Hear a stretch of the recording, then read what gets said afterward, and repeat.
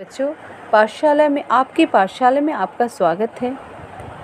आज की पाठशाला में हम लोग कक्षा 4 रिमझिम पाठ 5 दोस्त की पोशाक एक मज़ेदार कहानी पढ़ेंगे। तो आइए शुरू करते हैं। एक बार नसरुद्दीन अपने बहुत पुराने दोस्त जमाल साहब से मिले। अपने पुराने दोस्त से मिलकर वे बहुत खुश हुए। कुछ देर गपशप करने के बाद उन्होंने कहा, चलो दोस्त मोहल्ले में घूम आए। जमाल साहब ने जाने से मना कर दिया और कहा, अपनी इस मामूली सी पोशाक में मैं लोगों से नहीं मिल सकता। नसरुद्दीन ने कहा, बस इतनी सी बात।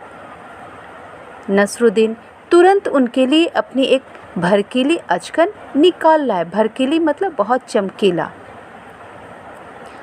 और कहा, इसे पहन लो, इसमें तुम बहुत अच्छे लगोगे, सब देखते रह जाएंगे। बंठन कर दोनों निकले। बंठन मतलब कुछ सज संवर कर दोनों दोस्त निकले। दोस्त को लेकर नसरुद्दीन पड़ोसी के घर गए। नसरुद्दीन ने पड़ोसी से कहा, ये हैं मेरे ख़ास दोस्त जमाल साहब। आज कई सालों बाद इनसे मुलाकात हुई है। वैसे जो अचकन इन्होंने पहन रखी है वह मेरी है। अचकन मतलब होता है लॉन्ग कोट, लंबा कुर्ता। यह सुनकर जमाल साहब पर तो मानो घड़ों पानी पड़ गए। घड़ों पानी पड़ना मतलब यह एक मुहावरा है। घड़ों पानी पड़ना इसका मतलब हुआ शर्मिंदा होना। वह बहुत शर्मिंदे महसूस किए। बाहर निकलते ही मुंह बनाकर उन्हें नसरुद्दीन से कहा, तुम्हारी कैसी अक्ल है? क्या यह बताना ज़रूरी था कि यह अचकन तुम्हारी है? तुम्हारा पड़ोसी सोच रहा होगा कि मेरे पास अपने कपड़े हैं ही नहीं। नसरुद्दीन ने माफ़ी मांगते हुए कहा, गलती हो गई, अब ऐसा नहीं करूँगा। अब नसरुद्दीन उन्हें हुसैन साहब से मिलवाने ले गए। हुसैन साहब ने गर्मजोशी से उनका स्वागत सत्कार किया। जब जमाल साहब के बारे में पूछा तो नसरुद्दीन ने कहा, जमाल साहब मेरे पुराने दोस्त हैं और इन्होंने जो अचकन पहनी है वह इनकी अपनी ही है। जमाल साहब फिर नाराज़ हो गए। बाहर आकर बोले, झूठ बोलने को किसने कहा था तुमसे? नसरुद्दीन ने पूछा, क्यों? नसरुद्दीन ने फिर कहा, तुमने जैसा कहा मैंने वैसा ही तो कहा। पोशाक की बात कहे बिना काम नहीं चलता क्या? उसके बारे में न कहना ही अच्छा था। जमाल साहब ने नसरुद्दीन को समझाया। जमाल साहब को लेकर नसरुद्दीन आगे बढ़े। तभी एक अन्य पड़ोसी मिल गए। नसरुद्दीन ने जमाल साहब का परिचय उनसे करवाया। मैं आपका परिचय अपने पुराने दोस्त से करवा दूं। यह है जमाल साहब और इन्होंने जो अचकन पहनी है उसके बारे में मैं चुप ही रहूं तो अच्छा है। तो बच्चों, कैसा लगा ये कहानी? इससे क्या सीख मिलती है बताइए? इससे यही सीख मिलती है कि दिखावा नहीं करना चाहिए। आपके पास जो है उसी में आप खुश रहिए। अगर जमाल साहब जो कपड़ा पहन कर आए थे, अगर उसी कपड़ा में वो निकलते नसरुद्दीन के साथ तो इस तरह की बात नहीं होती, ना वो शर्मिंदा महसूस करते। और यहाँ नसरुद्दीन साहब उनको नीचा दिखाने के लिए ये बात नहीं कह रहे थे, वो उनकी आदत में थी। वो उनकी आदत में थी और मजाक के उद्देश्य से ही वो इस तरह से बोलते चले गए। तो आगे बच्चों हम लोग इसके प्रश्नोत्तर पे आते हैं। तो चलिए हम लोग इसके प्रश्नों को देखते हैं।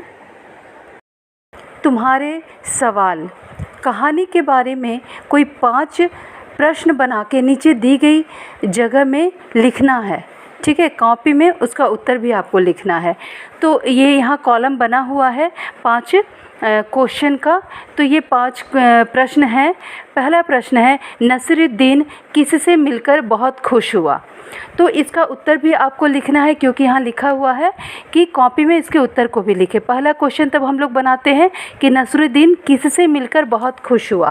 तो यहाँ पे हम कहते हैं कि नसीरुद्दीन अपने पुराने दोस्त जमाल साहब से मिलकर बहुत खुश हुआ। दूसरा क्वेश्चन है, जमाल साहब नसीरुद्दीन के साथ मोहल्ले में घूमने से क्यों मना कर रहे थे? उसका उत्तर होगा, जमाल साहब नसीरुद्दीन के साथ मोहल्ले में घूमने से मना कर रहे थे क्योंकि उनको अपनी पोशाक मामूली लग रही थी। तीसरा क्वेश्चन है, नसीरुद्दीन ने जमाल साहब को कैसा अचकन पहनने को दिया? उसका उत्तर होगा, नसीरुद्दीन ने जमाल साहब को भड़कीला अचकन पहनने को दिया। फिर चौथे नंबर पे है, क्या सुनकर जमाल साहब के घरों पानी पड़ गए? तो उसका उत्तर होगा, जब नसीरुद्दीन ने अपने पड़ोसी से यह कहा कि जमाल साहब ने जो अचकन पहनी है वह उसकी है, तब जमाल साहब का घरों पानी पड़ गया। बच्चों, घरों पानी पड़ जाना मतलब शर्मिंदा महसूस करना, शर्मिंदगी। ठीक है। 5वां क्वेश्चन है, क्या नसीरुद्दीन ने जानबूझकर गलती की? तो 5वें का उत्तर होगा, नहीं, नसीरुद्दीन ने जानबूझकर गलती नहीं की थी। उसे इस बात की समझ नहीं थी कि कहाँ पर कैसी बातें करनी चाहिए। आगे है बच्चों तुम्हारी बात। नसीरुद्दीन और जमाल साहब बन ठन कर घूमने के लिए निकले। तो पहला उसका क्वेश्चन है, तुम बन ठन कर कहाँ कहाँ जाते हो? तो उसका उत्तर होगा, मैं बन ठन कर विवाह समारोह में, जन्मदिन समारोह में और त्योहारों में घूमने जाता हूँ। आप ये भी कह सकते हैं कि मैं बन ठन कर अपने दोस्त के साथ घूमने जाता हूँ, अपने माता पिता के साथ पार्क में जाता हूँ। इस तरह के क्वेश्चन का आंसर आप दे सकते हैं। दूसरे नंबर पे है, तुम किस किस तरह से बनते ठनते हो? तो उसका उत्तर होगा, मैं नए कपड़े और नए जूते पहनकर बनता ठनता हूँ। अगला है तुम्हारी समझ से। क्वेश्चन है, तीसरे मकान से बाहर निकलकर जमाल साहब ने नसीरुद्दीन से क्या कहा? तो उसका उत्तर होगा, तीसरे मकान से बाहर निकलकर जमाल साहब ने कहा होगा कि बस अब मुझे नहीं जाना, चलो घर वापस चलते हैं। ख नंबर पे है, जमाल साहब ने अपने मामूली से कपड़ों में घूमने क्यों नहीं जाना चाहते होंगे? तो उसका उत्तर होगा, जमाल साहब अपनी मामूली कपड़ों में घूमने नहीं जाना चाहते थे क्योंकि शायद वे यह सोचते थे कि लोग उनके मामूली कपड़े देखकर उनको भी मामूली व्यक्ति समझेंगे।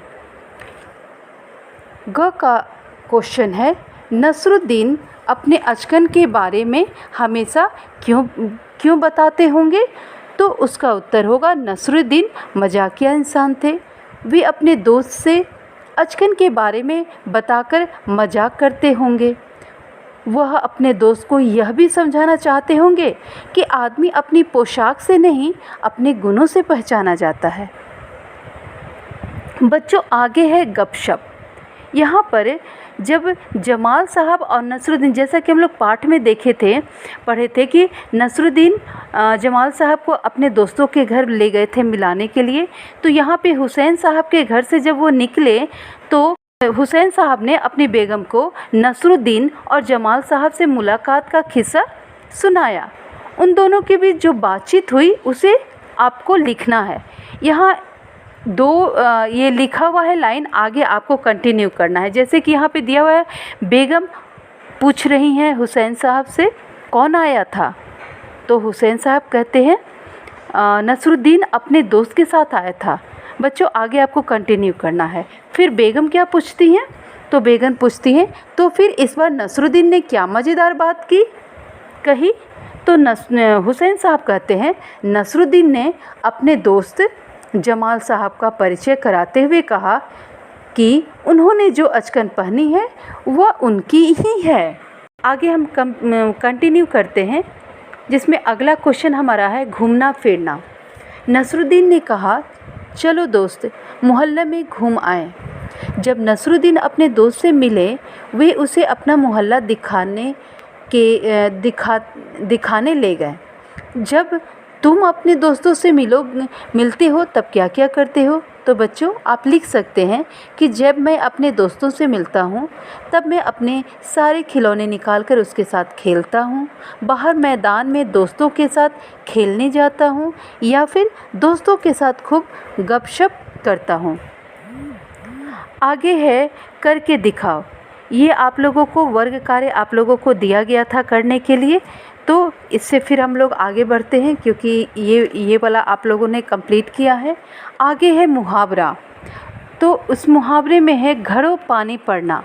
नसरुद्दीन की बात सुनकर जमाल साहब पर मानो घड़ों पानी पड़ गया।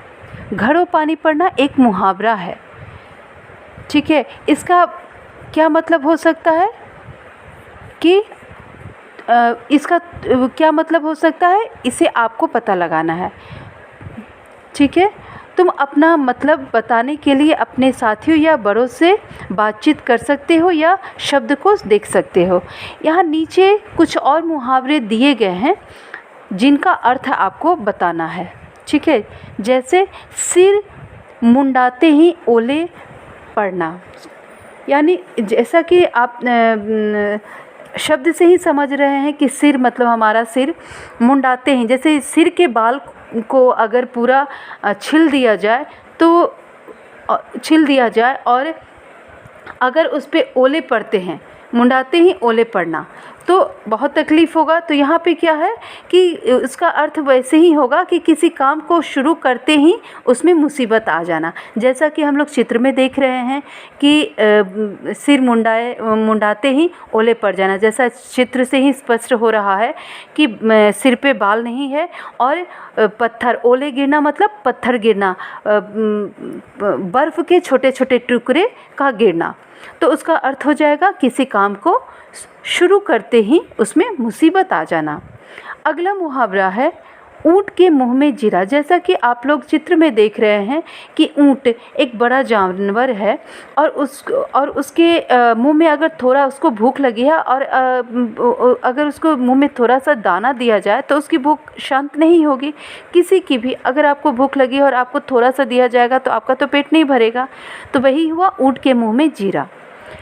इसका अर्थ हो जाएगा आवश्यकता से बहुत कम प्राप्त होने वाली चीज़।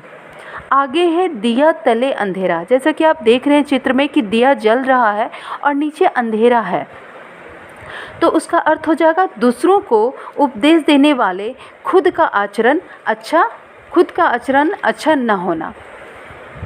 उसके बाद है ईद का चांद। ईद का चांद, जैसे कि ईद में जो चांद निकलता है वो क्रिस्टल के समान बहुत चमकीला होता है, जैसा कि हम लोग चित्र में देख रहे हैं। और ये हमेशा नहीं निकलता है, जब ईद आता है तभी ये चांद निकलता है, बहुत चमकीला रहता है।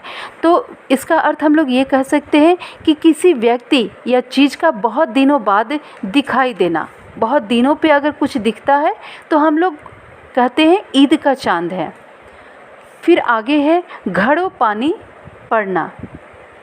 जैसा कि हम लोग के पाठ में ये आया था, घड़ों पानी पड़ना अर्थात शर्मिंदा महसूस करना।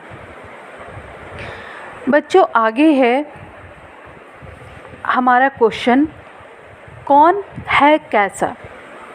इसमें विशेषण के बारे में बताया गया है। जैसे कि नसरुद्दीन एक भड़कीला अचकन निकाल के जमाल साहब को दिए थे, भड़कीली अचकन, यानी अचकन कैसा है, भड़कीली है। यहाँ विशेषण की विशेषता बताया जा रहा है, मतलब कि भड़कीली, पुराना जैसे शब्द किसी के बारे में कुछ खास या विशेष बात बता रहे हों तो उसे विशेषण कहते हैं। जैसे काला घोड़ा दौड़ता है, तो कैसा घोड़ा है, काला घोड़ा है। तो यहाँ घोड़े की विशेषता ये है कि वो काला है। वैसे ही यहाँ पे कुछ शब्द को ढूंढ के हम लोगों को इन खाली स्थानों पे भरना है, लेकिन वो शब्द आपके पाठ से रिलेटेड होना चाहिए, उससे अलग नहीं होना चाहिए। जैसे पुराना दोस्त, खास दोस्त, मामूली पोशाक, तुम्हारी अक्ल, अन्य पड़ोसी, अपने कपड़े, पुराने कपड़े, तुम्हारा पड़ोसी और अपनी अचकन। बच्चों, आगे हम लोग देखते हैं शब्दों का हेरफेर। इन शब्दों को बोलकर देखो। ये मिलती जुलती आवाज़ वाले शब्द हैं। जरा से अंतर से ही शब्द का अर्थ बदल जाता है। नीचे इसी तरह के कुछ शब्दों के जोड़े दिए गए हैं। इन सब के अर्थ अलग अलग हैं। इन शब्दों का वाक्य में प्रयोग करना है। जैसे घड़ा और गड़ा। घड़ा मीन्स होता है पॉट। इसका क्या होगा अर्थ? मिट्टी से घड़ा बनाया जाता है। गड़ा मतलब टू मेक, कुछ बनाना। कुम्हार ने मिट्टी के बर्तन गढ़े, मतलब वो बनाया। दूसरा मिलता जुलता शब्द का जोड़ा है घूम और झूम। घूम का अर्थ होगा टू रोम अराउंड समवेयर, मतलब मुझे घूमने जाना बहुत अच्छा लगता है। और झूम डांसिंग इन हैप्पीनेस। झूम मतलब झूमना, डांस, नाचते हुए झूमना। जब अच्छे अंक मिलने पर मैं खुशी से झूम उठी। तीसरा मिलता जुलता शब्द है राज और राज। राज मीन्स होता है रूल, शासन करना। जैसे जंगल में शेर का राज चलता है और राज मतलब सीक्रेट। यह राज की बात है कि यह राज की बात किसी से न कहना। फन और फन मीन्स टैलेंट। तुम्हारा चित्रकला का हुनर सराहनीय है। और फन मीन्स सांप का फन। कोबरा सांप का फन बहुत बड़ा होता है। पांचवा है मिलते जुलते शब्द सजा और सज़ा। सजा का मतलब होता है डेकोरेशन। मधु का घर बहुत सजा हुआ है। ये आप वाक्य लिख सकते हैं। दूसरा है सज़ा। सज़ा मीन्स होता है पनिशमेंट। उसका अर्थ होगा चोरी करने की बहुत बड़ी सज़ा होती है। लास्ट है मिलता जुलता शब्दों का जोड़ा खोल और खौल। खोल मीन्स ओपन करना, जल्दी से दरवाज़ा खोले। आप वाक्य बना सकते हैं जल्दी से दरवाज़ा खोल दो। और खौल मीन्स बॉयल करना, मीन्स हो जाएगा पानी खौल रहा है, शक्कर डाल दो, पानी खौल रहा है, चीनी डाल दो। इस तरह के शब्द आप बना सकते हैं। आशा है बताए गए क्वेश्चन आंसर को आप समझ गए होंगे।